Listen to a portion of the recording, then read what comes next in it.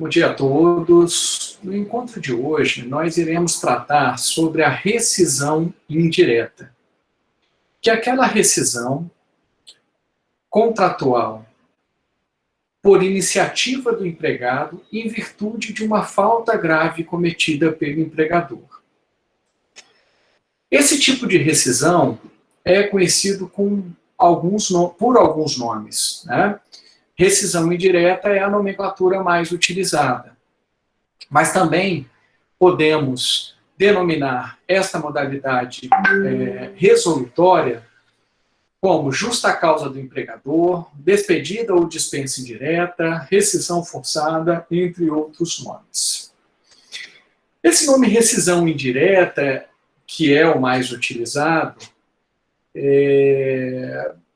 ele talvez não seja um nome tão intuitivo assim, né? A gente não consegue, pelo nome, ter uma ideia de que tipo de rescisão é a que estamos tratando. Mas por que é rescisão indireta?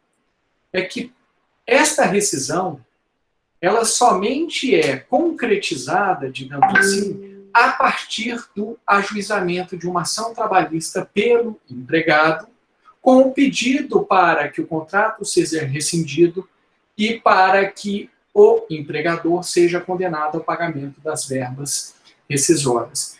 Então, bem ou mal, esta rescisão ela é alcançada indiretamente a partir do ajuizamento da ação. Ela não é automática, esta rescisão. Não basta o empregado, né, simplesmente chegar, dar por rescindido o contrato de trabalho, que essa rescisão vai ser confirmada. Na verdade, ele precisa entrar com uma ação para que o pedido dele seja avaliado pelo juiz do trabalho, é um processo trabalhista como, né, qualquer outro, né, com a possibilidade de recursos, né, entre outras situações. Por isso que é uma rescisão indireta, porque ela não é uma rescisão automática como uma dispensa sem justa causa. Na dispensa sem justa causa, em tese, basta o empregador, né, rescindir o contrato, do pedido de demissão também é automático. Aqui não, né? É necessário que se passe por uma etapa judicial previamente. E por que isso? Porque, via de regra, quando o empregado quer rescindir o contrato de trabalho por falta grave cometida pelo empregador, o empregador ele não aceita espontaneamente essa rescisão. Então, isso precisa ser discutido, né, judicialmente. Esta é que é a ideia. Seria muito bom se o empregador cometer uma falta grave, se ele reconhecesse espontaneamente essa falta grave e providenciasse o pagamento das verbas rescisórias. Mas a realidade não é esta, né? A realidade é que o empregador vai querer discutir esta rescisão para tentar, de alguma forma, demonstrar que não cometeu esta falta grave. Via de regra, é isso que acontece. Professor, então, em tese, a rescisão indireta sempre precisa ser pela via judicial? Em tese, não.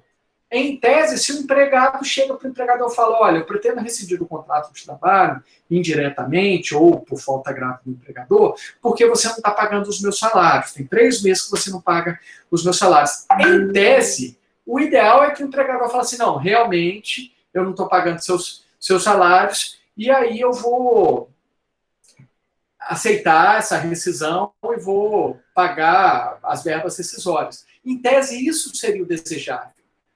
Mas na prática não funciona assim, né? Eu nunca vi, por exemplo, um caso desse do empregador espontaneamente aceitar a rescisão indireta do empregado. Na prática, o que a gente observa é que o empregador ele não vai aceitar essa rescisão indireta e que haverá necessidade do ajuizamento da ação. Então, embora, em tese, a via judicial, a etapa judicial não precisava ser necessária, na prática, a realidade demonstra que ela sempre vai ser necessária porque o empregador não vai aceitar. E o legislador, consciente desta realidade, acaba que no próprio artigo 483 da CLT, que é o que estabelece a rescisão indireta, ele já prevê a via judicial.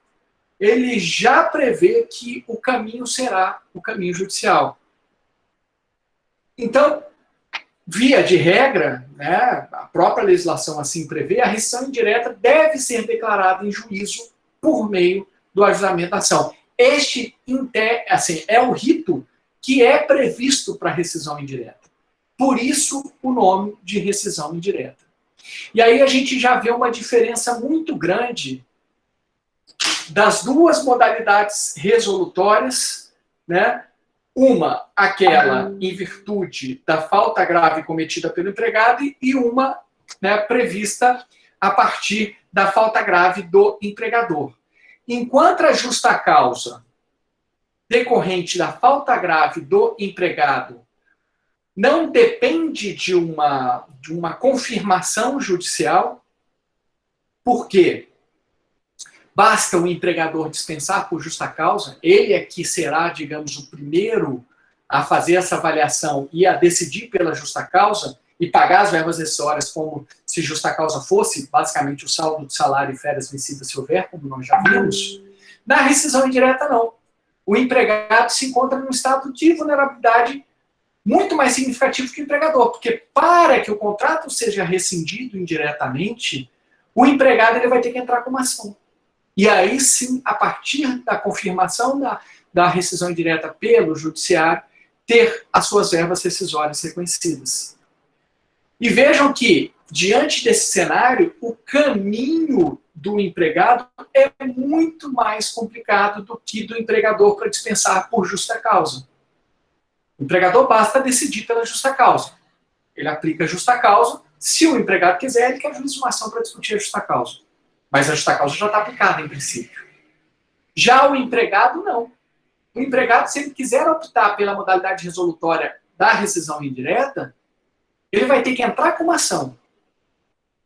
E normalmente, nós iremos ver isso a seguir, normalmente, ele interrompe a prestação de serviços. Então, ele entra com uma ação, interrompe a prestação de serviço, e só daqui a 2, 3, 4, 5, 6, o tempo que o processo judicial demorar, é que ele vai receber as verbas rescisórias. Será que o empregado ele fica tranquilo e ele se sente estimulado a entrar com uma rescisão indireta? De uma ação de rescisão indireta? Ajuizar uma ação de rescisão indireta? Claro que não. Porque, primeiro, ele vai perder a fonte de sustento dele. Porque é por meio desse trabalho é que ele se sustenta, ele tem os recursos necessários para a sua sobrevivência. Então, optar pela rescisão indireta já é uma decisão muito difícil para o empregado, porque, bem ou mal, ele está optando por perder a fonte de sustento dele. Via de regra, quando ele interrompe a prestação de serviço, nem sempre se interrompe, mas via de regra, sim. Porque também o empregado ele não se sente muito confortável em ajuizar uma ação e continuar trabalhando na empresa. Ele até pode ajuizar a ação de rescisão indireta e continuar trabalhando. Mas ele não se sente confortável com essa situação. Porque realmente é um pouco constrangedor. Você ajuiza uma ação, seu empregador, obviamente, não vai receber muito bem esse ajuizamento de ação, né? Vai ficar, normalmente, o sentimento é irritado, né? Vai ficar inconformado, porque não admite que o empregado ajuize uma ação como se ele fosse dono do empregado, e ele não vai reconhecer que ele está errado.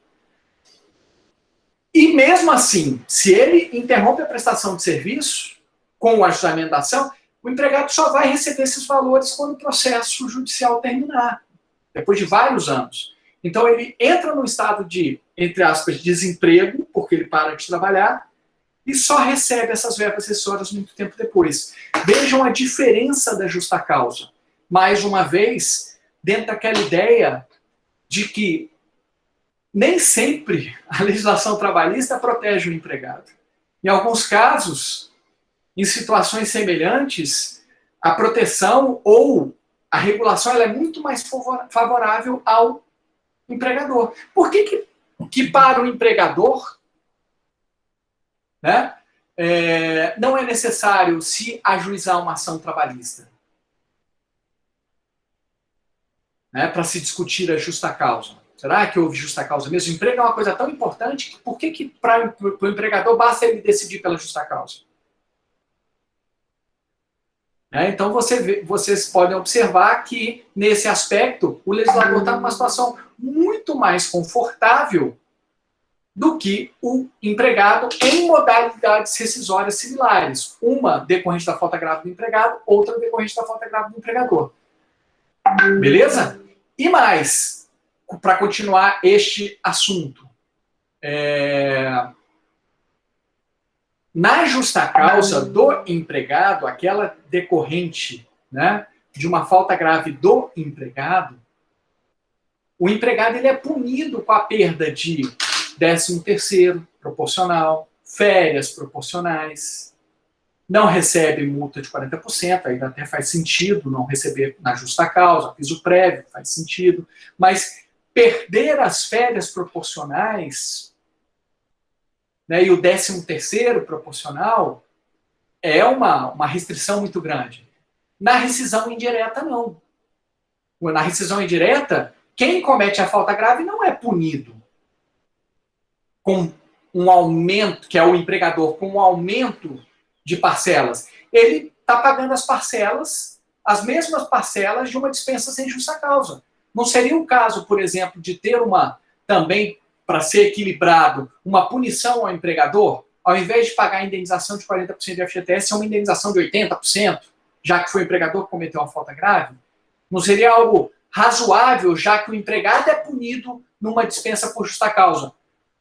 Como são modalidades resolutórias similares, o empregador também deveria ser punido se cometesse uma falta grave com uma rescisão indireta. Pois bem, não é isso que acontece. Mais uma vez, para vocês observarem, né, que quando a gente começa a estudar a legislação trabalhista a fundo, a gente observa que a legislação ela é sensível aos interesses do empregador. Até porque quem faz a legislação trabalhista é o Congresso e o setor econômico, né, o setor, digamos, que bem ou mal contém, né, que os empregadores fazem parte, é muito bem representado nesse Congresso. E, obviamente, a legislação é moldada, né, para atender esses interesses.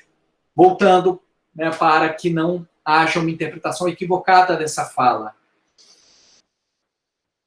A legislação trabalhista ela precisa ser protetiva, porque a relação de poderes entre empregado e empregador, quando a gente, né, analisa uma relação de emprego, é desigual. O empregador está numa situação de superioridade, então precisa haver proteção para que haja um equilíbrio jurídico.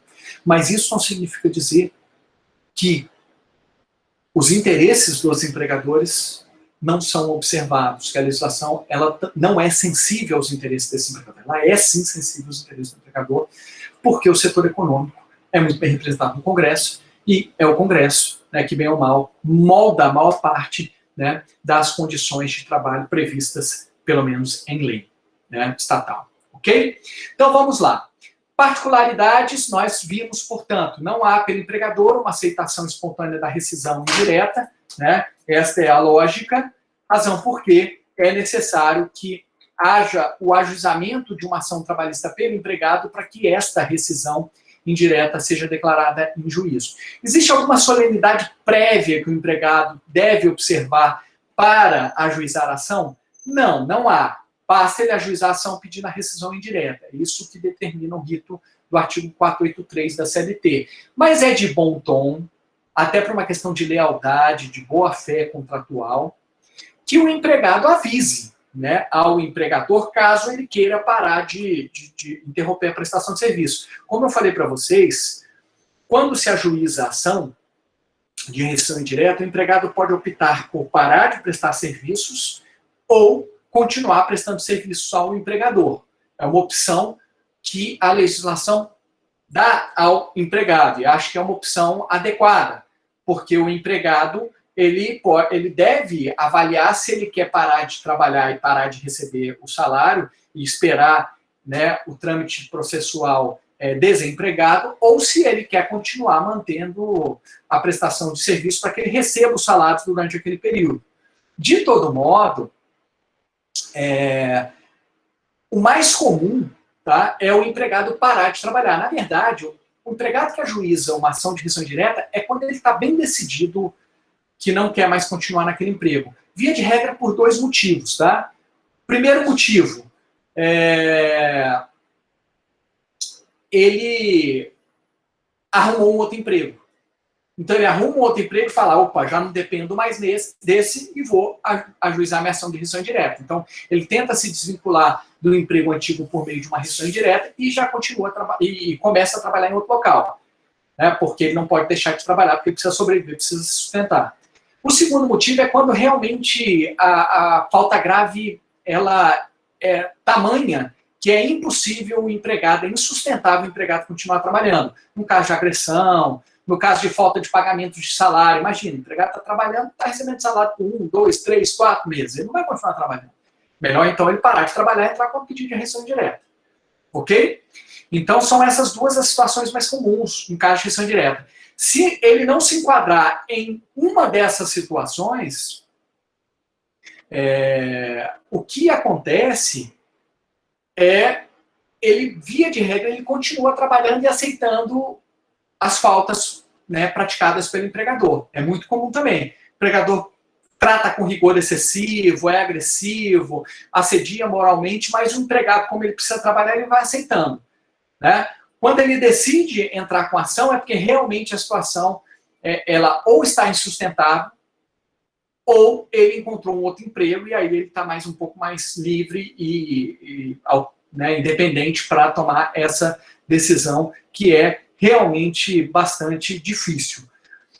No caso de interrupção da prestação de serviços, né, e ajuizamento da ação, o ideal é que o empregado avise, não apenas pela boa-fé, tá, objetivo do contrato, pela lealdade que ele deve ter com o seu empregador, ainda que o empregador tenha cometido falta grave, mas também porque para ele é mais interessante, porque evita discussões sobre abandono de emprego. Você imagina a seguinte situação. Eu sou empregado de uma empresa, paro de trabalhar hoje. Eu posso ajuizar essa ação nos próximos dias. Aí daqui a 5 dias eu ajuizo a ação. Eu já fiquei 5 dias faltando. O empregador não está sabendo que eu estou faltando. Estou 5 dias na cabeça do empregador faltando. Até citar o empregador, demoram-se mais 15 dias. Então, eu estou 20 dias faltando. O que o empregador acha que aconteceu? Que eu abandonei o emprego. Aí, daqui a pouco, o empregador recebe lá a citação da ação trabalhista, de rescisão indireta. O que o empregador vai alegar na defesa dele? Opa, não é rescisão indireta não, ele abandonou o emprego, ele ficou 20 dias sem vir. Então, cria uma celeuma desnecessária. Se o empregado avisa WhatsApp, Telegrama, e-mail, fala, olha, entrei com uma ação trabalhista hoje, não vou, né, prestar mais serviços à empresa. Interrompi a prestação de serviço e a gente vai discutir isso judicialmente. Já acaba com a tese do empregador de abandono de emprego, de justa causa para abandono de emprego. Né? Então já evita. E, de todo modo, é mais leal. Né? Não é porque o empregador está errando, porque o empregado vai errar também. Né? O empregador já pode se preparar, já pode procurar outra pessoa para assumir. Você imagina se é uma babá que cuida de uma criança, ela deixa de comparecer, ela pode entrar com uma rescisão direta? Pode, é direito dela. Mas, poxa, isso vai causar um prejuízo muito grande para o empregador. Tá, por culpa do próprio empregador que cometeu falta grave? Beleza, mas e a criança? Como é que fica nisso? É uma questão ética até. Então, embora não haja uma solenidade, né, é interessante que o empregado avise o empregador que ele entrou com uma ação. Tanto num caso de interrupção de serviço, mas especialmente nesse caso, como no outro. Até porque o empregador vai ser surpreendido. Você imagina, você entra com uma ação de rescisão indireta, o empregador, você não avisa nada, o empregador, daqui a 15 dias o empregador recebe a citação e você está continuando trabalhando lá sem falar nada, cria um mal-estar. É mais interessante, na minha avaliação, né, ser direto e franco. Falar assim, olha, né, aconteceu isso, né, eu estou entrando com uma ação direta, uma ação de rescisão direta, e daqui a pouco está chegando a citação, né, eu vou continuar trabalhando. É mais franco, é mais sincero. Né, é sempre algo que é uma conversa que não é fácil, é que nem você terminar um relacionamento amoroso. Não é fácil, mas é o certo a se fazer. Você não pode simplesmente né, ter um relacionamento com uma pessoa né, e dar um gelo nela e nunca mais falar, bloquear tudo, isso não é o esperado, o correto, né, entre duas pessoas que tiveram uma relação, né, amorosa e também uma relação jurídica. Então são conversas difíceis, mas que na verdade são conversas necessárias e a despeito da legislação não exigir, é algo que é recomendável, digamos assim. Então, procedimentos, né? Dependente da declaração de vontade do empregado, sem necessidade de concordância do empregador. A rescisão indireta, né, como qualquer tipo de rescisão, não depende da concordância do empregador, conquanto, como eu já falei para vocês, né, seja necessário o ajudamento de uma ação trabalhista, já que o empregador não vai reconhecer espontaneamente. Se o empregador reconhecer, está resolvido. Tá? Professor, e se por acaso o empregado pedir demissão? Ele pede demissão e depois de 5, 6 meses ele ajuiza uma ação pedindo rescisão indireta para converter o pedido de demissão em rescisão indireta. Ele pode fazer isso? Na minha avaliação, não. Se ele pediu demissão, é uma faculdade dele. Né? Ele pode pedir demissão. É um ato jurídico perfeito. Ele pode pedir demissão e entrar com pedido de rescisão direta. Se ele pede demissão, é um ato jurídico perfeito. Ele avaliou que o pedido de demissão era mais interessante por algum motivo. Até porque receberia as verbas rescisórias mais rápidas. Não dependeria, né, de esperar o trâmite de uma ação de uma rescisão indireta. Não dá para ele pedir demissão, que em tese não está nada de errado, e depois entrar com uma ação de rescisão indireta. Ok? Nas hipóteses do artigo 483, alíneas D e G da CLT, quais são as alíneas D e G? Nós iremos ver depois cada um desses fatos. Descumprimento de obrigações e redução de trabalho para quem recebe de forma variável. São 2 tipos de falta graves cometidas pelo empregador. O empregador não cumprir as obrigações trabalhistas, que é o tipo mais comum, ou o empregador reduzir, né, de forma proposital o trabalho, ou proposital ou não, para quem recebe de forma variável, porque aí a pessoa recebe menos, né? E tem um prejuízo muito grande. O empregado pode optar entre suspender a prestação de serviço ou continuar trabalhando. Então é assim que está na CLT, ok? Nas outras hipóteses, alguns doutrinadores antigos, nas hipóteses da linha A, B, C, E, F, alguns doutrinadores mais antigos dizem que o empregado ele deveria parar de trabalhar. Mas, sinceramente, né,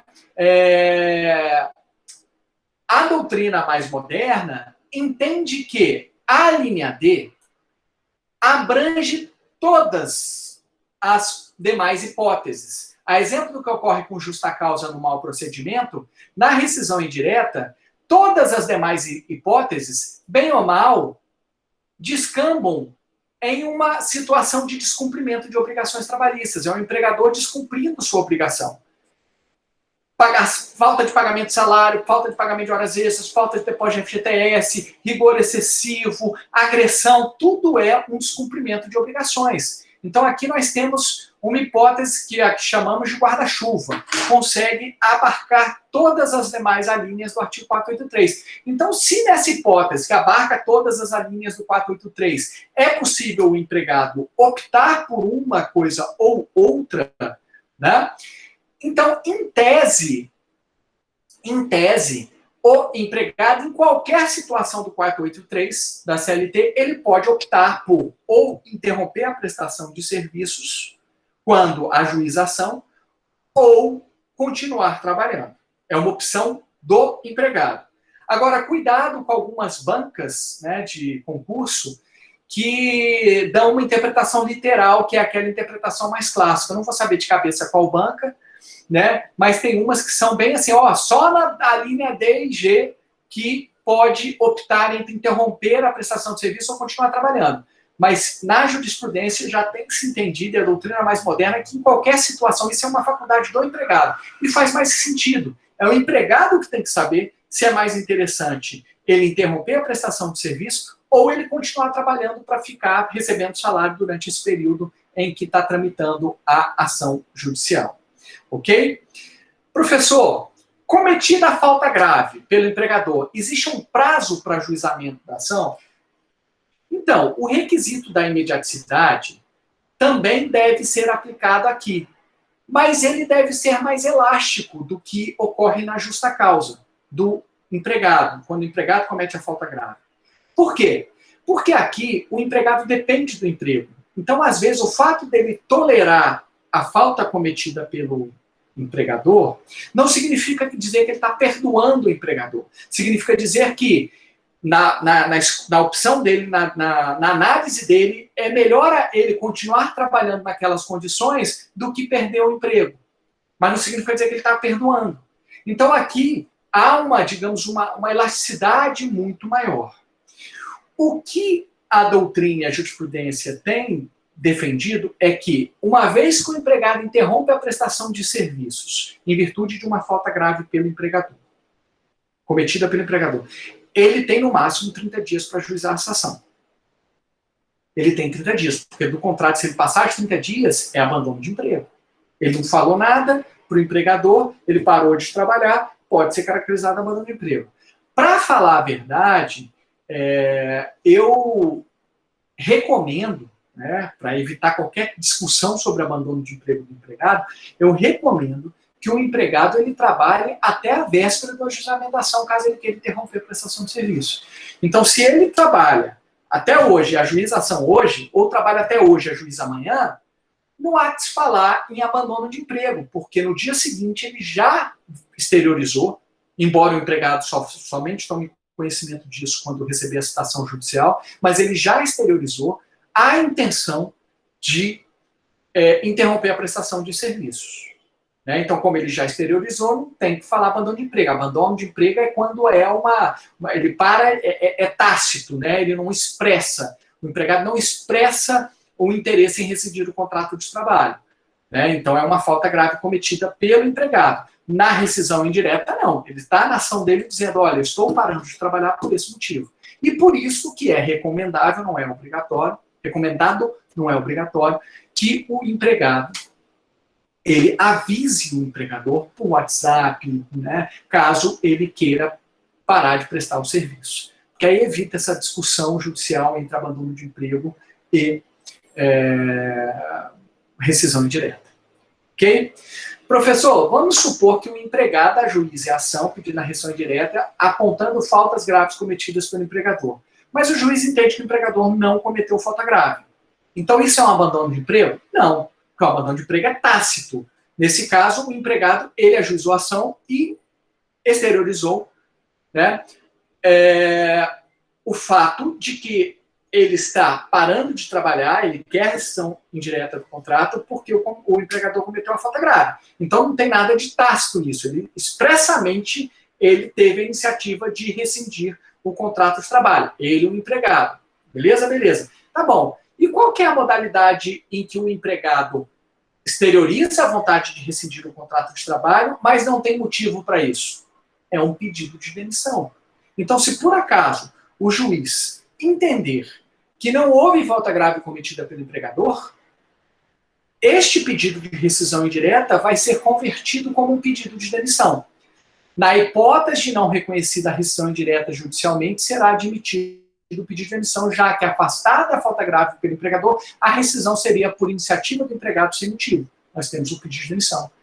Então, de todo modo, o empregador vai ter que pagar verbas rescisórias a este empregado, mas considerando o pedido de demissão. O importante é saber se tem falta grave. Se tiver falta grave, é rescisão indireta. Se não tiver falta grave, é um pedido de demissão. Ok? Discussão sobre a possibilidade de desconto do aviso no caso de reconhecimento do pedido de demissão por afastamento da rescisão indireta. Vamos supor que o empregado ajuize uma ação pedindo rescisão indireta. O juiz entendeu que não há falta grave cometida pelo empregador. No pedido de demissão, o empregado não tem que dar o aviso prévio ao empregador? Se o juiz está entendendo que não houve rescisão indireta, mas um pedido de demissão, então, em tese, o empregador pode, na contestação, pedir o desconto do aviso prévio, caso o pedido de demissão seja reconhecido e o empregado já tem interrompido a prestação de serviço. Então, vamos supor que o empregado ajuizou a ação, interrompeu a prestação de serviço, pedindo a rescisão indireta. O juiz fala o seguinte, olha, não há rescisão indireta, é um pedido de demissão. Como não tem como o empregado mais dar o aviso prévio, então, em princípio, né, o empregador poderia descontar das verbas rescisórias o aviso prévio, mas isso precisa ter um pedido do empregador na contestação. Ah, professor, e se o empregado continua prestando serviços? Continua prestando serviços ao empregador. E houve a reversão não. O juiz entendeu que era um pedido de demissão de uma rescisão direta. Aí, nesse caso, na sentença, o juiz, até em tese, pode falar o seguinte, olha, o empregado, a partir da publicação dessa decisão, deve, né, dar o aviso prévio, deve trabalhar durante o aviso prévio, exceto se expressamente o empregador dispensá-lo deste cumprimento. Então dá para fazer esse arranjo, mas só na hipótese de que no momento da prolação da sentença o empregado ainda esteja trabalhando naquele vínculo empregatício. Beleza? De quem é o ônus probatório de provar a rescisão indireta? A falta grave é do empregado. É o empregado que tem que provar que o empregador cometeu a falta grave. Por quê? A falta grave cometida pelo empregador é fato constitutivo do direito do empregado à rescisão indireta. Professor, quais são os direitos rescisórios que envolvem a rescisão indireta? Os mesmos da dispensa sem justa causa por iniciativa do empregador. Sendo que, nesse caso, caso a rescisão indireta seja reconhecida, o aviso prévio em favor do empregado é sempre indenizado. É sempre indenizado. Tá? Então, a gente vai fazer a mesma rescisão que faria numa dispensa sem justa causa com o aviso prévio indenizado. E com a projeção do aviso prévio indenizado. Depois nós iremos fazer uma simulação ainda nesta aula. A exemplo do que temos na justa causa, na rescisão por justa causa, a rescisão indireta também tem requisitos subjetivos, objetivos e circunstanciais.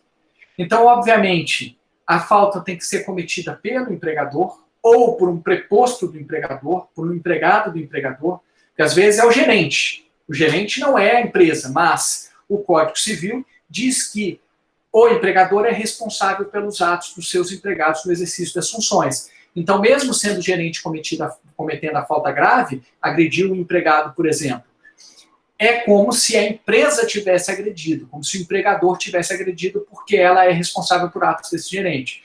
De todo modo, a autoria tem que ser, né, do empregador ou dos seus prepostos, né, colegas de trabalho deste empregado, inclusive o chefe. Na rescisão indireta, a culpa deve ser examinada em abstrato. Por quê? Porque os riscos da atividade econômica são do empregador. Então, exemplo,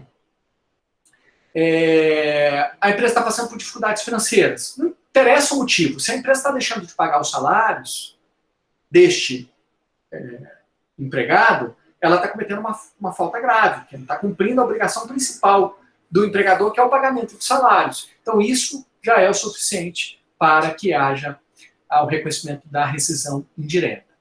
Requisitos objetivos, né? São condutas que devem estar previstas no artigo 483, via de regra. Tá? Artigo 483 são as hipóteses de rescisão indireta. E a conduta tem que ser grave. Exemplo, o empregador atrasou um dia do salário deste empregado. Já é motivo para rescisão indireta? Em princípio, não. Há uma falta, né, cometida pelo empregador, mas não é tão grave assim. Agora, se o empregador durante vários meses atrasa o salário, né, atrasa uma vez, atrasa outra, atrasa outra, atrasa outra, aí é motivo para rescisão indireta. Professor, mas não tem que fazer a gradação da pena? Não faz sentido, né? O empregado ele não tem poder disciplinar em relação ao seu empregador. É a mesma coisa a gente pensar assim, um filho colocando o pai de castigo.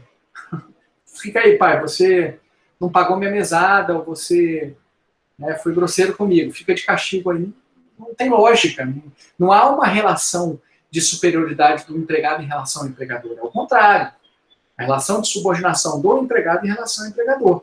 Então, a questão da gravidade da conduta, né, ela não é analisada sob a perspectiva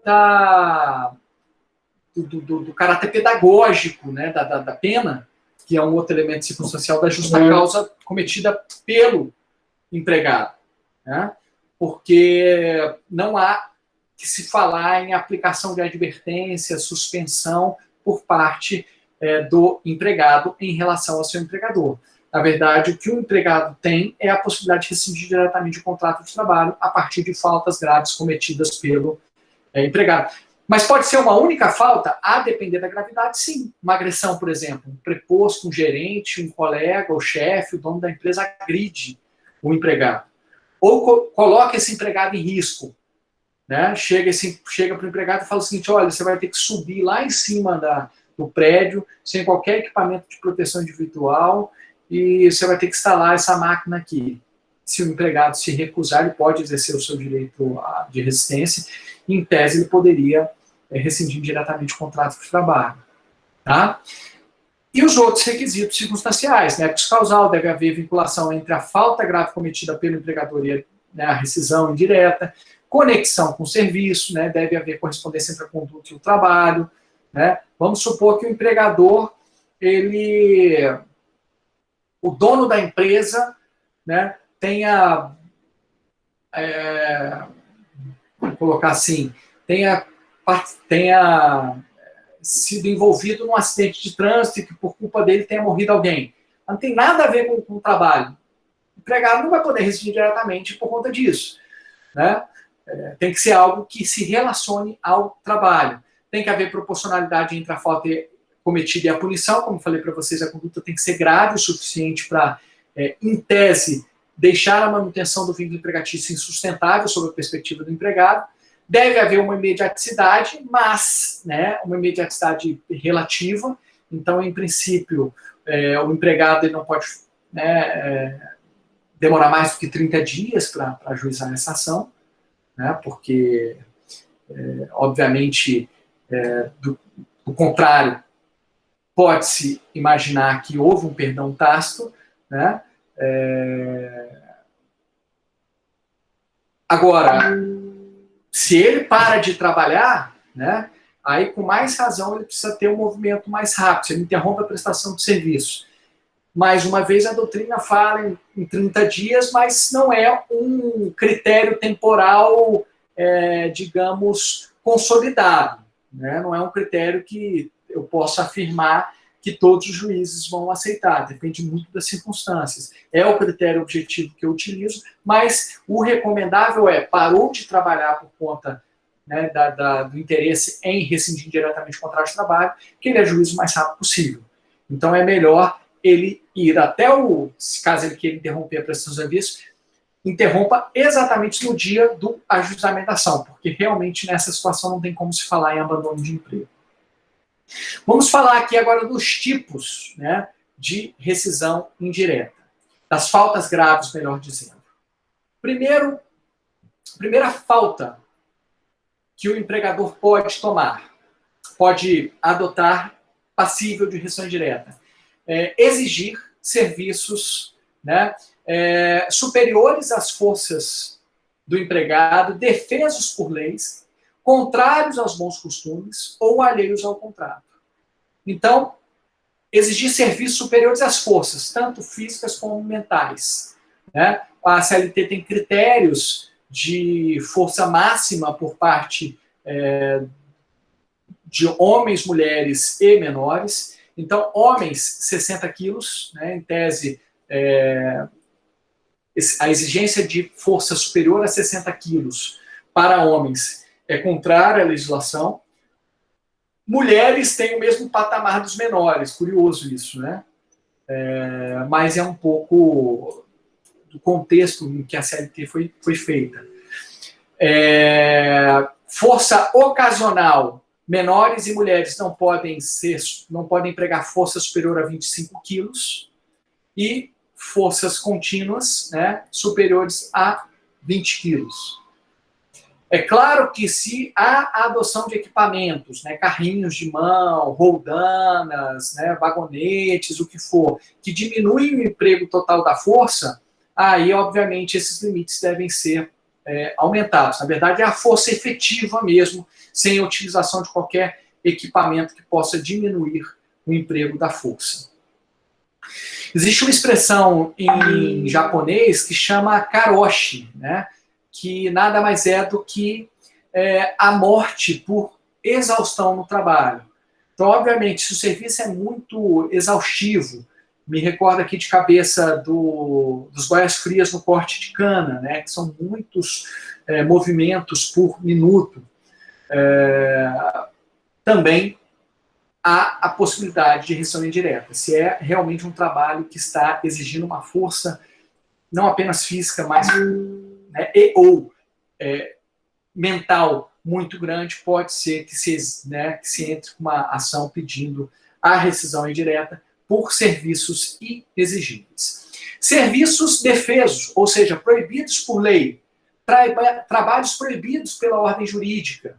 Né? Vamos supor que o empregador exige um trabalho ilícito, uma atividade ilícita do empregado. Ó, quero que você vá lá na boca de fumo e pegue para mim lá não sei quantas gramas de droga. Né? Além de haver desvio de função, é uma determinação ilícita. Ainda que fosse um motorista. O motorista não deve ser obrigado pelo empregador a transportar drogas.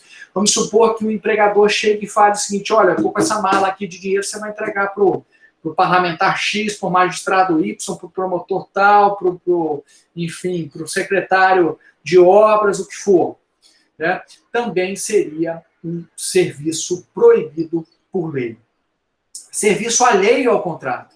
O empregado ele foi contratado para ser porteiro, mas o empregador exige um serviço de vigilante dele, inclusive com porte de arma. O empregado foi contratado para ser motorista, mas o empregador exige que ele capine, né, o terreno lá da casa dele. No caso do empregado doméstico, ele tem que ver o que foi especificado no contrato de forma expressa. Mas vamos supor que de forma expressa ele foi contratado para ser motorista.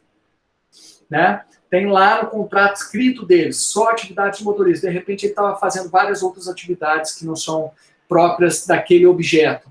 O empregado, se quiser, ele pode entrar com uma ação de rescisão direta, porque não pode ser obrigado a trabalhar além daquilo que ele foi contratado.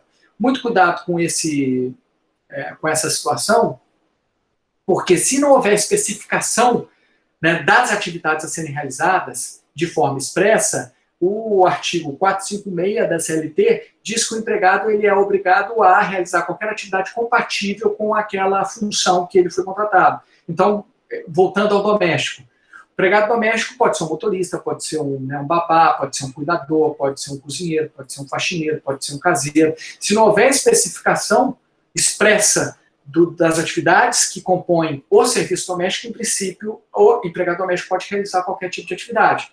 Então, se foi contratado para empregado doméstico sem especificação, pode realizar atividade de cuidador de idoso, de cuidador de criança, que é babá, cozinheiro, faxineiro, motorista, o que for, que não há qualquer tipo de ilícito ou falta cometida pelo empregador.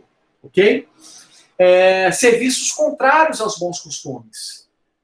Vamos supor que eu seja contratado para ser um atendente, um garçom, o que for, e de repente o meu empregador quer mudar um pouco o segmento lá do restaurante e exige que a partir de agora eu sirva com roupas sensuais, né?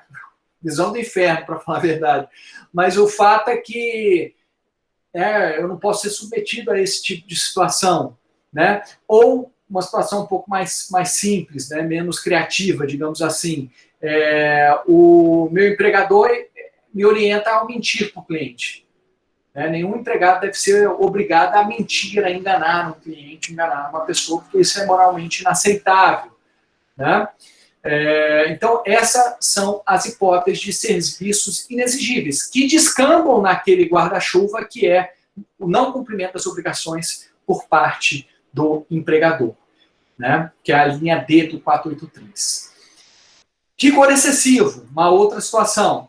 É o tratamento pelo empregador ou superior hierárquico com excesso ou exagero nas ordens, intolerância, descortesia, rispidez, maus tratos, intransigência, tortura. Né? Há uma inobservância dos princípios da razoabilidade e da proporcionalidade que devem reger quem detém poder sobre alguém. Há um abuso de direito por parte do empregador. Então é extremamente rigoroso, descortês, né?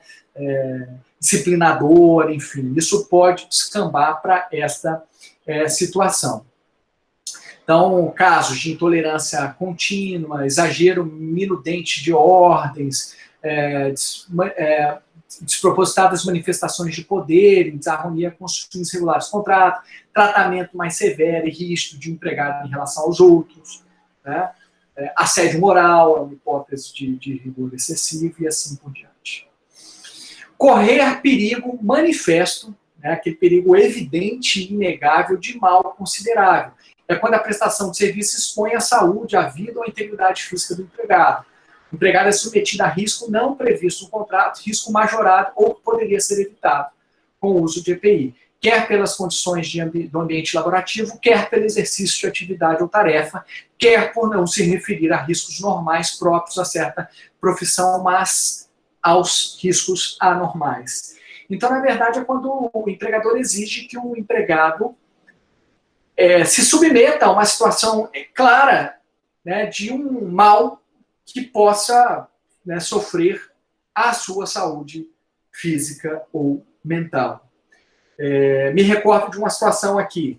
Era um instalador de ar-condicionado e o cliente, né, e consequentemente o empregador, que era a loja de ar-condicionado, pediu para que se colocasse no 7º andar, né, mas era no telhado, né, do prédio, que não tinha laje. O que aconteceu? Com o peso da condensadora de ar-condicionado, o empregado caiu lá do 7º andar e, né, teve um acidente gravíssimo, não faleceu, por incrível que pareça, mas várias cirurgias, várias paradas cardíacas, respiratórias, enfim, foi algo muito danoso mesmo.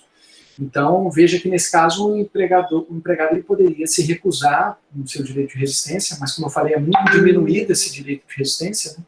O empregado ele não tem como exercer integralmente, porque ele sabe que se ele resistir às ordens do empregador, ele vai ter problemas. Né? Ele vai ser mal visto na empresa, vai ser alguém que não veste a camisa, né? Pode ser até preterido em promoções ou até perder o emprego. Tá? Então, assim, é muito complicado. Mas, obviamente, se o empregador está exigindo, né, atividades que são arriscadas ao empregado, o empregado pode resistir e até entrar com uma ação, né, de rescisão indireta, por essa hipótese. Agora, ficam excluídos os perigos comuns à profissão. Desculpa. Exemplo, vigilante armado. A atividade é uma atividade de risco. Então, um vigilante não pode falar assim, olha, pensando bem, eu não quero ser, né, não quero exercer essa função e quero entrar com uma rescisão indireta. A atividade vigilante é de risco. O que não pode é, por conta do não fornecimento de equipamentos de proteção individual ou coletiva, esses riscos aumentarem mesmo nessas profissões de risco. Então, por exemplo, o motoboy. O empregador não fornece capacete. O empregador ele não faz a manutenção da motocicleta. Um motorista de caminhão não faz a manutenção do caminhão, freio. Aí, obviamente, por culpa do empregador, os riscos estão sendo aumentados, mesmo nessas atividades de risco. Tá? Então, o risco e a nocividade aqui considerados são os anormais à atividade realizada. Insalubridade que vem a ser instalada. Vamos supor que quando o empregado foi contratado não havia insalubridade.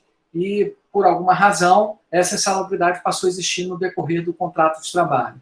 Maurício Godinho Delgado entende que a simples mudança de local de trabalho para ambiente salubre anteriormente não atingido configura alteração contratual lesiva que afronta o princípio protetor e caracteriza a rescisão indireta. Tá? Então, essa é uma ideia do Maurício de Delgado, mas é uma posição de um doutrinador, a gente não pode sequer afirmar que isso é algo dominante. Eu vi uma pergunta aqui interessante sobre a questão da pandemia, né, do Covid-19. Na pandemia, o empregador não fornece equipamentos e local de trabalho adequado para efetuar atendimentos. Nesse caso, eu entendo que é sim, né, está submetendo o empregado a risco de mal, um manifesto, né, risco ou perigo de mal considerável. Então, é assim uma hipótese. Não fornece o shield, né, a máscara, há contato direto, enfim. De fato, o empregado ele pode sim entrar com rescisão direta. A questão é se saber se o empregado terá coragem de entrar com a rescisão direta, porque ele vai perder o emprego dele, em tese. Né? E obrigar quem é grupo de risco a trabalhar pessoalmente. Também, na minha avaliação. Né? Também, se ele é grupo de risco. Então, vejam, entra dentro dessa afirmação aqui. Risco e nocividade considerados anormais. Então, como é uma situação normal, né, em tese, se é grupo de risco, pode se cogitar. Agora, tem que ver cada contexto, verificar se é realmente um risco, né, se pelo fornecimento de equipamentos, né, esse risco ele é diminuído. Né, então, tudo depende do contexto. Ah, sou grupo de risco. Ok, mas você trabalha ao ar livre, você não tem contato com pessoas. Né, você, na verdade, está, por exemplo, trabalha como jardineiro. Ah, mas tem um mínimo de contato. Sim, mas esse mínimo de contato, nos poucos instantes que você vai lá trocar de roupa, o que for, você está paramentado e o empregador fez uma escala, tudo depende do contexto. Mas se houver um risco acentuado, eu acho sim que existe essa possibilidade. Vamos entrar na hipótese mais comum, tá? Essa aqui é a hipótese que praticamente, não vou chutar um número, mas todas as ações são baseadas, até porque abrange todas as demais faltas graves, que é o descumprimento das obrigações do contrato de trabalho. O empregador não cumpre as obrigações contratuais que assumiu. É o tipo guarda-chuva, pois compreende todas as hipóteses faltosas, ou todas as condutas faltosas do artigo 483 da CLT. Existem duas correntes, a restritiva e a ampliativa. A restritiva, ela já não prevalece, né? A restritiva é minoritária e sustentava que somente as obrigações do próprio contrato é que se enquadravam do tipo jurídico, ou seja, aquelas obrigações específicas estabelecidas entre empregado e empregador. Já a ampliativa, não envolve só obrigações contratuais, né? Mas também envolve todas as demais obrigações legais, convencionais, normativas, contratuais, ensejando a rescisão indireta o descumprimento de qualquer uma delas. Então, por exemplo, não é uma obrigação que tem origem no contrato firmado entre empregado e empregador, mas tem origem na lei. Se o empregador descumprir, é hipótese de rescisão indireta. Tá? Então, ela é majoritariamente aceita na jurisprudência e doutrina. Qualquer tipo de obrigação prevista em lei, prevista em acordo, convenção coletiva, sentença normativa, ou aquelas obrigações previstas especificamente no contrato. Tá? Qualquer obrigação pode ensejar a rescisão indireta. Casos comuns deste tipo: atraso ou falta de pagamento de salário. São as hipóteses mais comuns. Porque realmente, se o empregado está trabalhando e está recebendo, não faz sentido ele continuar. Aí ele não tem outra opção. Ele entra com uma ação pedindo a rescisão direta. Quando é rigor excessivo, né, o empregado, via de regra, ele vai aceitando. Porque ele depende daquilo. Né? Ele não aceita porque ele quer. Ele aceita porque ele não quer perder o emprego dele. Porque ele sabe que se ele rescindir diretamente o contrato de trabalho, ele vai perder o meio de sustento. Ah, mas ele pode continuar trabalhando. Mas é difícil. Né? É difícil. Né? Ele continuar trabalhando e entrando com uma ação trabalhista. É meio constrangedor. Não é o comum, tá? O comum é o empregado parar de trabalhar. Professor, não está recolhendo FGTS, não está depositando FGTS. Pode ser uma hipótese de rescisão direta? Os empregadores falam, mas o prejuízo não é imediato, porque o FGTS está lá depositado, o FGTS fica depositado, o empregado ele não pode levantar esses valores, então qual é o prejuízo do empregado? Bem, a doutrina jurisprudência entende que não depositar FGTS é motivo sim, de rescisão direta pela linha D, descumprimento das obrigações do contrato de trabalho. Até porque não é verdade que o empregado não pode movimentar a conta de FGTS, não pode sacar. Ele pode sacar por outros motivos que não rescisórios, como, por exemplo, no caso de doenças específicas, no caso da aquisição da casa própria. Né? Então, ele pode sim, pode existir o prejuízo. E a questão, a rescisão direta não depende de um prejuízo imediato. Tá? Não cumprimento dos contratos, das obrigações do contrato de trabalho, inclusive as obrigações legais e convencionais. Falta de anotação de carteira de trabalho, INSS, falta de recolhimento de contribuições previdenciárias, né, INSS também é descumprimento do contrato. Aqui é descumprimento da lei, especificamente. Então, seja assim, né, a rescisão direta via de regra. Não pagamento de adicional de salubridade, não pagamento de horas extras, não pagamento de adicional noturno, tudo é descumprimento. Então, em tese, tudo. Né? Qualquer descumprimento, desde que seja grave, enseja a rescisão direta.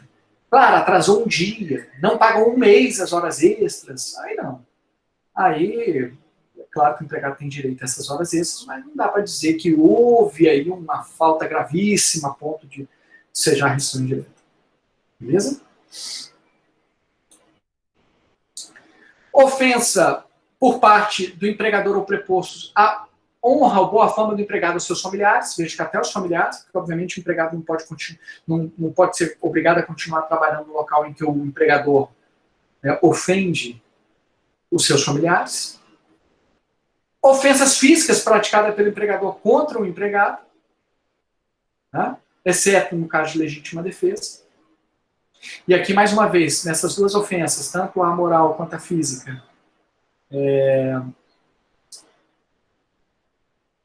o importante é que a gente compreenda que não é só o dono da empresa que é o que pode cometer esse tipo de falta, mas qualquer colega de trabalho, inclusive os chefes.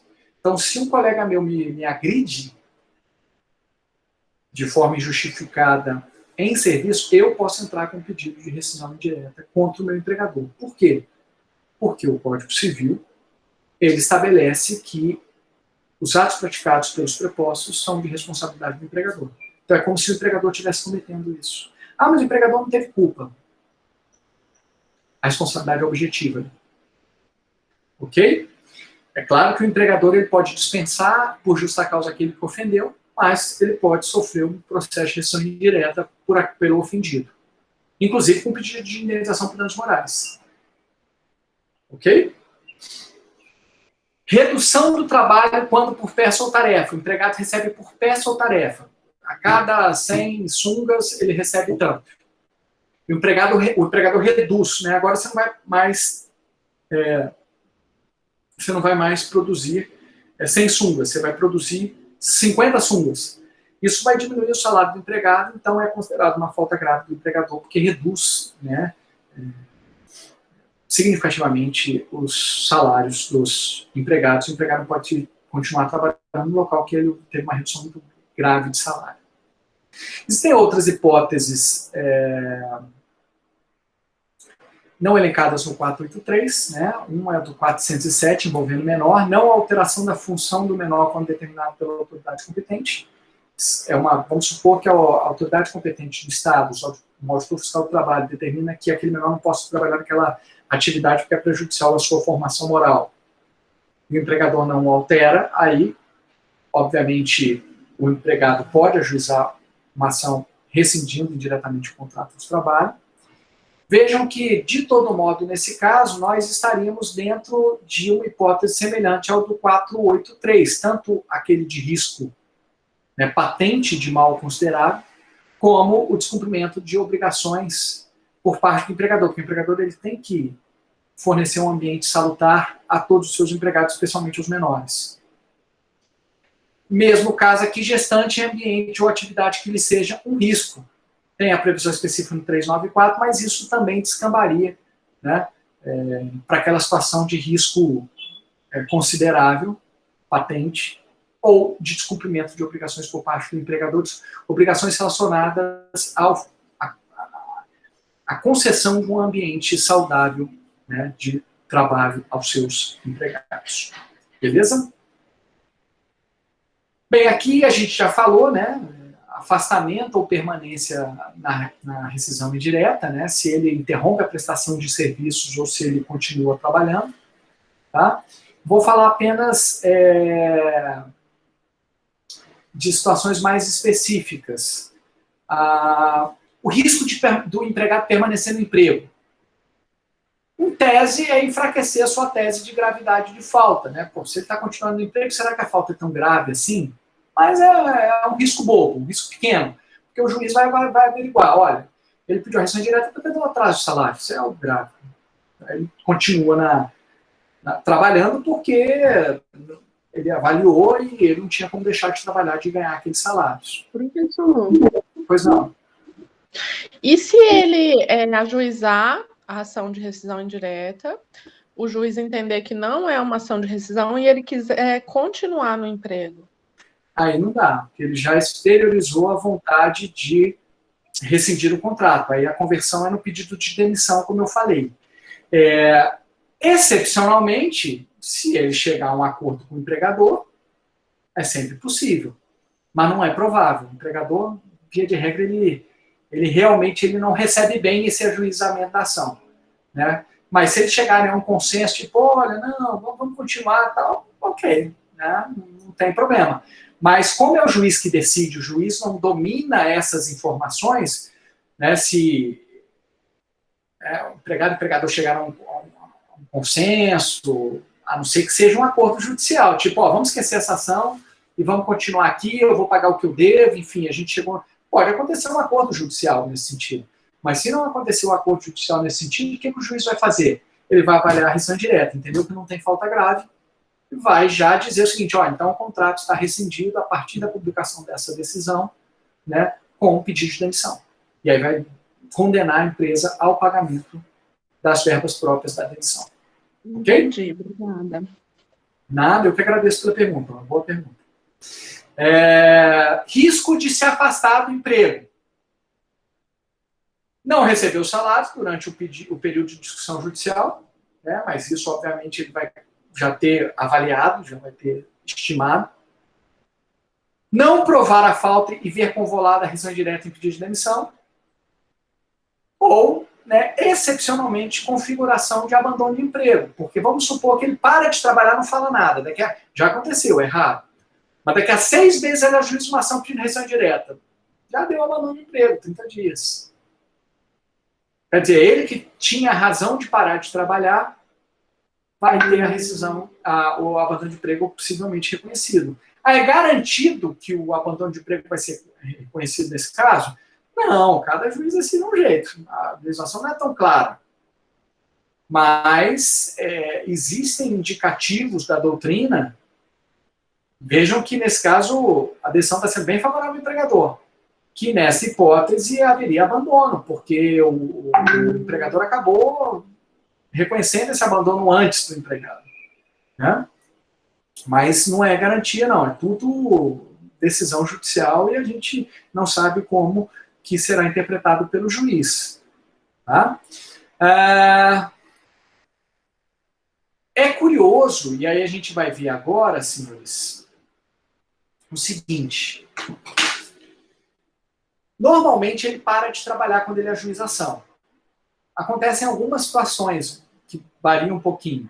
Ou ele para de trabalhar 2, 3 dias depois ele ajuiza a ação, ou ele ajuiza a ação e para de trabalhar no mesmo dia, ou ele para de trabalhar no dia anterior ao ajuizamento da ação, porque ele se comunica com o advogado, né, o empregado. O empregado sabe mais ou menos quando o advogado vai ajuizar a ação. Então, essa situação é muito simples, porque o último dia do contrato de trabalho será considerado, o último dia de efetivo trabalho, né, até quando ele trabalhou, será considerado para fins da projeção do aviso prévio indenizado na rescisão indireta. Então fica bem fácil a gente calcular. É mais complicado para o advogado, por isso que muitos advogados sequer recomendam isso, é quando o empregado ele continua trabalhando. Porque o empregado, na petição inicial, o advogado entra com pedido de rescisão indireta, pede as verbas rescisórias, mas ele não sabe muito bem até quando o 13º vai ser pedido, porque tudo depende de até quando ele trabalhou. Né? Não sabe até quando de férias esse empregado vai ter direito, se ele continuar trabalhando depois do ajustamento da ação, porque a rescisão vai ser feita em decisão judicial. Tá? Então, assim, o advogado ele tem que tomar cuidado, é uma questão mais prática isso aí, porque se o cliente dele, o empregado, continuar trabalhando, ele vai ter que fazer um pedido indeterminado. Olha, peço de forma determinada, 13º, as férias, saldo de salário, daqui para trás, mas, né, já peço de antemão que sejam considerados na condenação as férias, 13º, FGTS, até o último dia do contrato de trabalho, que a gente não sabe quando vai ser, porque só vai ser determinado depois da decisão. Ok? Então tem essas duas realidades. Se por acaso o empregado parar de trabalhar, fica fácil, porque temporalmente já está definido quando o contrato vai ser encerrado. Agora, se o empregado continua trabalhando, nem o advogado, no momento do ajustamento da ação, do reclamante, nem o advogado do reclamado na contestação, nem o juiz vai saber quando esse contrato vai se encerrar, porque ele vai se encerrar na decisão. Eu, via de regra, faço o seguinte, olha, o contrato não, o último dia de efetivo trabalho será o da publicação dessa decisão. E aí se projeta o aviso prévio a partir dali. Aí eu calculo 13º, férias, mas o advogado reclamante tem que pedir isso tudo na petição inicial. Né? Essas parcelas que a gente chama de vincendas, que ainda não se encerraram. Ok? Vamos aqui a essas duas tabelas. Rescisão indireta e justa causa operária. Só para a gente comparar, senhores, como que a justa causa do empregado, que é essa daqui, cometida por ele, né, a falta grave cometida por ele, essa modalidade resolutória, ela é muito mais punitiva ao empregado do que a rescisão indireta é punitiva ao empregador. Vejam, nesse caso daqui, ó, quando o empregado comete uma falta grave, que é a rescisão por justa causa operária, o empregado somente faz jus ao saldo de salário e as férias vencidas se houver. Ou férias, como a colega colocou na outra aula, adquiridas, né? E não gozadas. Adquiridas e não gozadas. Ou seja, teve o período aquisitivo e não gozou ainda. Na rescisão indireta, as modalidades, as parcelas acessórias são as mesmas da dispensa sem justa causa. São as mesmas da dispensa sem justa causa, mas não há nenhuma punição, em princípio, ao empregador.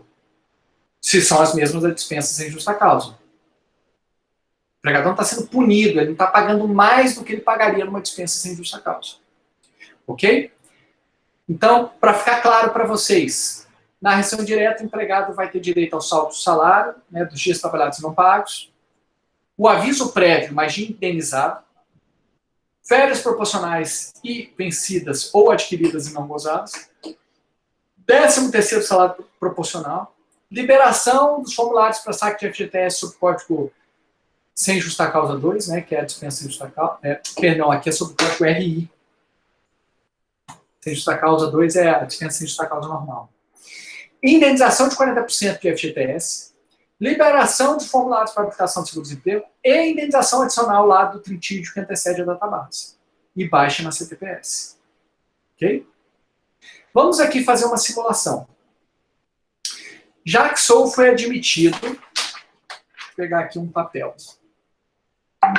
foi admitido em 1/3/2012, na função de operador de caixa. 1/3/2012, tá? Função de operador de caixa para a empresa Tio Sam. No decorrer do contrato, Jackson gozou corretamente as férias do período aquisitivo 2012-2013, dentro do período concessivo. Então, essas já foram gozadas, ele não vai fazer jus. Também recebeu as gratificações natalinas dos anos 2012 e 2013. Então, só está faltando aqui de 2014, né? A partir do início de 2014, o gestor da empresa passou a tratar Jackson de forma ríspida e agressiva, com rigor excessivo. Assim, em 25 de 12 de 2014, Jackson interrompeu a prestação de serviço e, no mesmo dia, ajuizou a ação trabalhista requerendo o reconhecimento da rescisão indireta. Na condição de juiz da causa, como você decidiria essa controvérsia. Então, primeira etapa lá da nossa técnica, identificar qual é a modalidade rescisória. Como está claro aqui que era de forma ríspida e agressiva, então a modalidade rescisória vai ser rescisão indireta mesmo. Segunda etapa, estabelecer os limites temporais do contrato de trabalho. Começou em 1/3/2012, o último dia de efetivo de trabalho foi 25/11/2014, foi quando ele parou de trabalhar e ajuizou a ação. Teria diferença se ele tivesse ajuizado a ação 3 dias depois? Não, não teria diferença nenhuma. Você vai considerar o último dia de efetivo de trabalho. Só que aí você vai projetar o aviso prévio. Esse aviso prévio, a exemplo que ocorre na dispensa sem justa causa, também vai ser de 36 dias. Então você vai projetar 36 dias para frente. Lembrando que em 25/11, que foi o último dia de efetivo de trabalho, é um mês de 30 dias, como é que você projeta 30 dias para depois projetar os outros 6? Em meses de 30 dias, você vai colocar o mesmo dia 25 do mês seguinte, 25 de dezembro. E aí você projeta os outros 6. 25, 26, 27, 28, 29, 30, 31. Mesma coisa, mesmo exemplo daquele outro lá que nós vimos. Então, 36 dias. Então, esse contrato, na verdade, terminou em 31/12/2014. Qual que é a terceira etapa? Identificar quais são os direitos, sem calculá-los ainda. Para quem tem experiência, o normal é já identificar e calcular ao mesmo tempo. Mas vamos fazer de forma resumida. E quais são esses direitos? Saldo de salário, aviso prévio, férias, mais 1/3, 13º salário, FGTS, indenização de 40%, seguro-desemprego, a indenização adicional do trinstígio,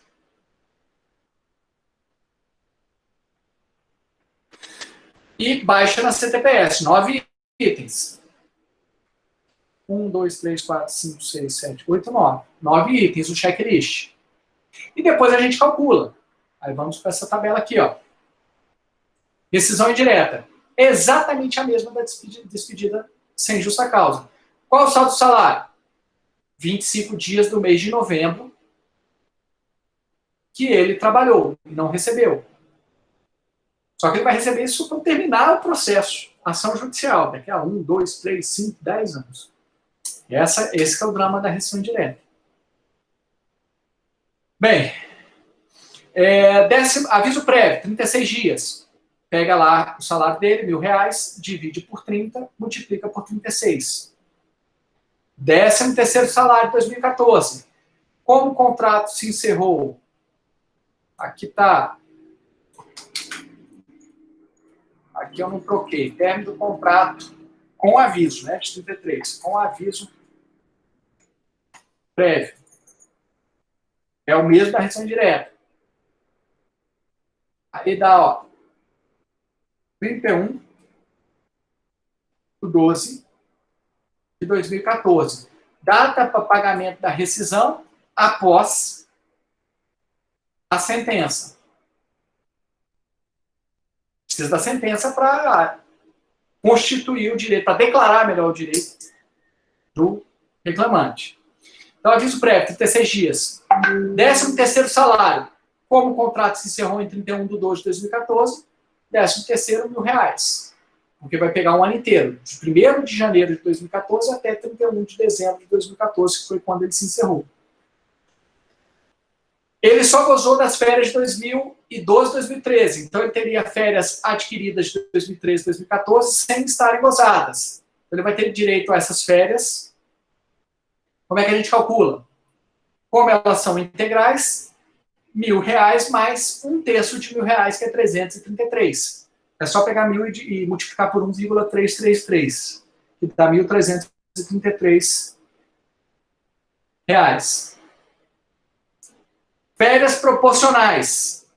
Você vai pegar o último período aquisitivo, que é o de 2014 2015, que começou em 1/3/2014, né? Porque sempre começa o período aquisitivo do dia e do mês de contratação em cada ano, né? Agora já estamos falando de 2014, e vai até o término do contrato, 31/12/2014. 1/3/2014 a 31/12/2014. E aí vai. 1/3, né? 4, 5, 6, 7, 8, 9, 10, 11, 12. 9 meses completos desse período. De 1/12/2014 a 31/12/2014 tem mais do que 14 dias. Então, 10/12avos. Aqui 10/12avos. Igualzinho a gente fez na dispensa sem justa causa. Vai recolher o FGTS sobre saldo do salário, aviso prévio, 13º, que é o FGTS da rescisão, depositar o FGTS lá e dar as guias para que ele consiga sacar esses valores. 3.248 mais ou menos calculado. Pega o empregador, além de recolher o FGTS sobre o saldo do salário, aviso prévio, 13º, ele vai ter que recolher 40% de tudo que estava lá. 1.248, que dá 1.299,95. E deposita tudo lá. Então, no FGTS, quando ele for sacar, ele vai sacar 3.248 mais 1.299. Como o contrato rescindido diretamente se encerrou em 31/12, portanto, no período de 30 dias antes da data base, ele também vai ter direito à indenização adicional do tributo da base, artigo 9 da Lei 7.238 de 84. Então, ele vai ter o direito a uma remuneração, R$ 1.000. Vai se habilitar o seguro-desemprego, lembrando que o seguro-desemprego quem paga é o Estado, mas ele se habilita ao seguro-desemprego. Baixa na CTPS, sim, né? Valor total bruto recebido pelo empregado, 15.026, o mesmo que ele receberia na dispensa de justa causa. Não tem diferença. A única diferença é que na rescisão indireta o aviso prévio, em tese, é sempre indenizado. Não há possibilidade de aviso prévio trabalhado, porque há uma falta grave aqui cometida. E na dispensa de justa causa pode ser que o aviso prévio seja trabalhado, pode ser que seja indenizado. Depende do empregador. O empregador é que decide. Tá? Aqui nós temos um outro quadro, só para vocês compararem. A gente já tinha comparado aqui a rescisão indireta com a justa causa do empregado. Neste caso aqui, foram poucos meses, tá? 4 meses só de contrato.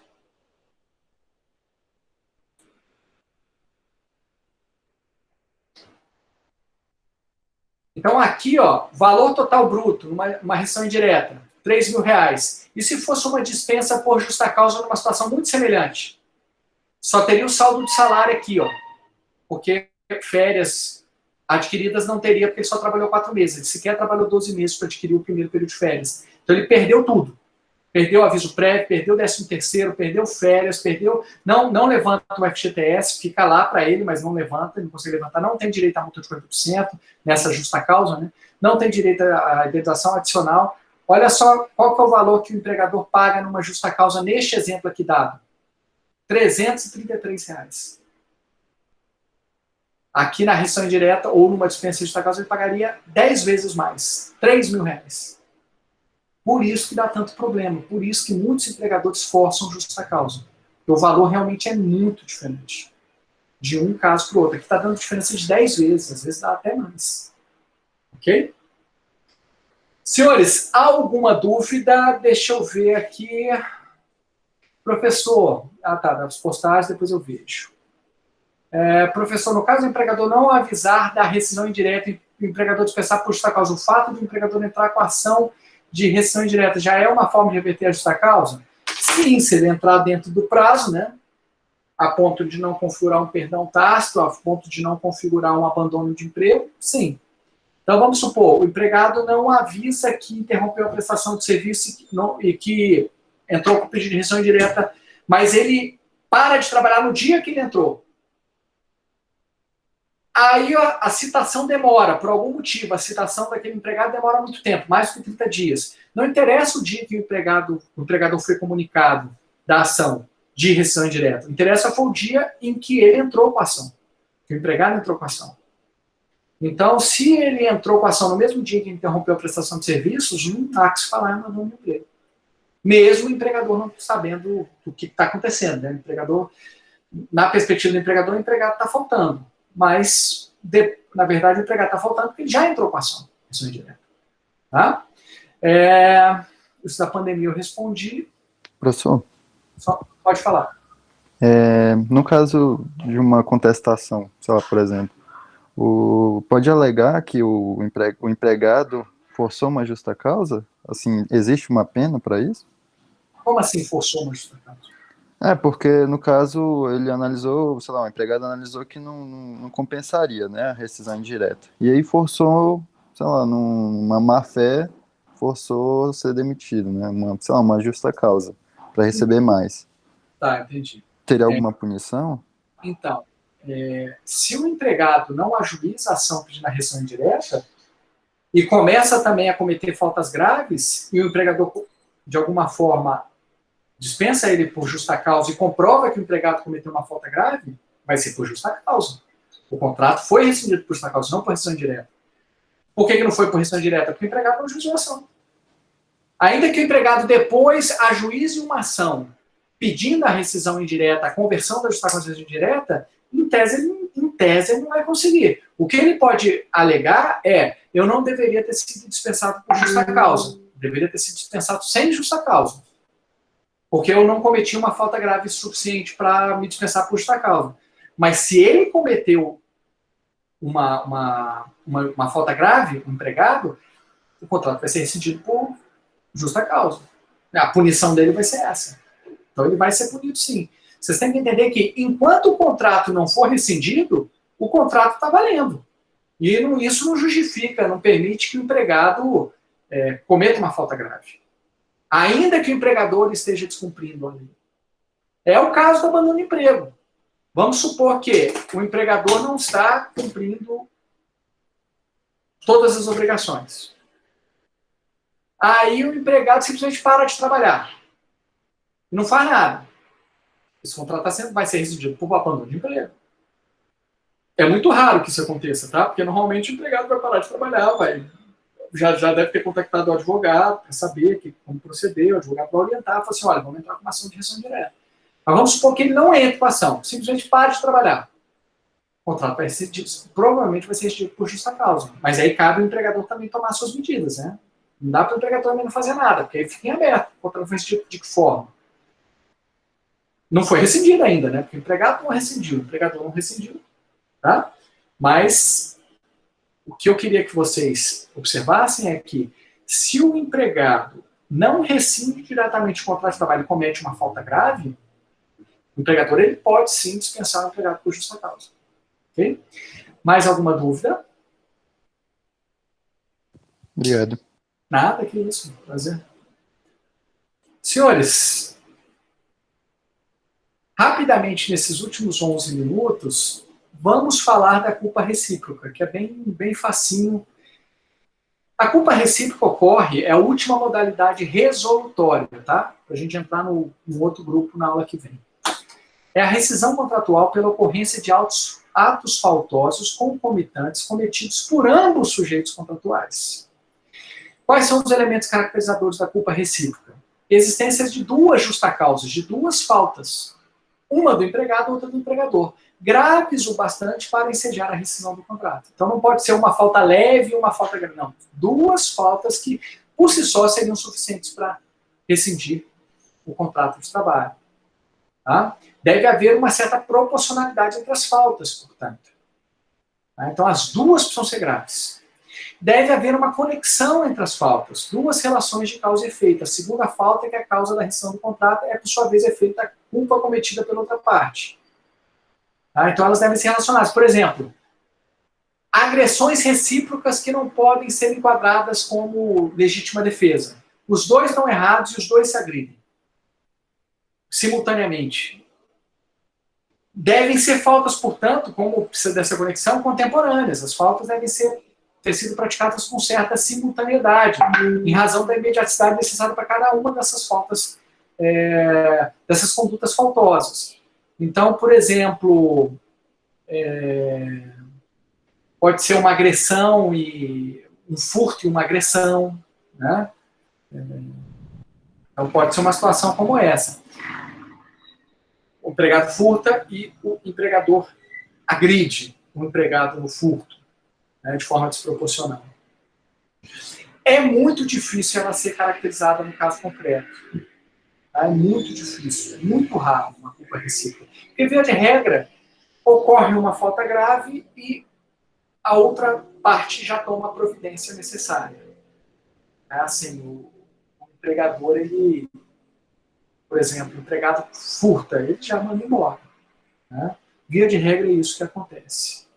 Então é muito raro ela acontecer. A exemplo da dispensa por justa causa, ou da rescisão indireta, melhor dizendo, a legislação exige que a culpa recíproca seja reconhecida em juízo. Então precisa de uma ação para que haja o reconhecimento. Muito raro acontecer. Tá?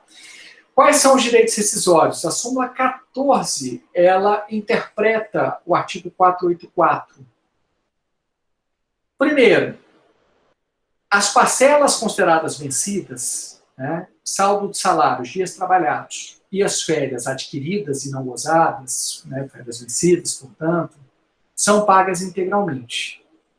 As demais parcelas são pagas pela metade. Então, porque aí, como é recíproco, empregado e empregador, eles dividem os ônus e os bônus. Então, aviso prévio vai ser pago pela metade. R$1.000 de aviso prévio, então o empregado vai receber R$500, pela metade. Férias proporcionais, pela metade. 13º proporcional, pela metade. Indenização de FGTS, pela metade. 20%, portanto. Então, o empregador vai pagar uma indenização de 20% de FGTS. O empregado vai poder levantar o FGTS integral, tá? Abaixa na CTPS sempre. Seguro-desemprego tem direito? Não. Como o empregado, ele, de alguma forma, concorreu com a rescisão contratual, o empregado ele não vai poder se habilitar ao seguro-desemprego. Indenização da Lei 7.238 de 84, aquela do trintídio que antecede a data base, também não tem direito. É só na dispensa sem justa causa ou na rescisão indireta. Trintídio que antecede a data base. Eu não me recordo de cabeça de algum caso que eu tenha reconhecido culpa recíproca. Tá? Porque, via de regra, ou elas não são simultâneas, ou, na verdade, só há uma falta grave. Tá? Então, é muito raro mesmo. Mas, com isso, nós encerramos o segundo grande grupo de modalidades resolutórias. Nós temos a justa causa, nós temos a rescisão indireta e nós temos a culpa recíproca. Justa causa, a falta grave cometida pelo empregado. Rescisão indireta, a falta grave cometida pelo empregador. Culpa recíproca, faltas graves cometidas tanto pelo empregador como pelo empregado. Alguma dúvida, senhores? Tranquilo? Tá, eu vou encerrar aqui a gravação e aí eu vou... Deixa eu interromper a gravação.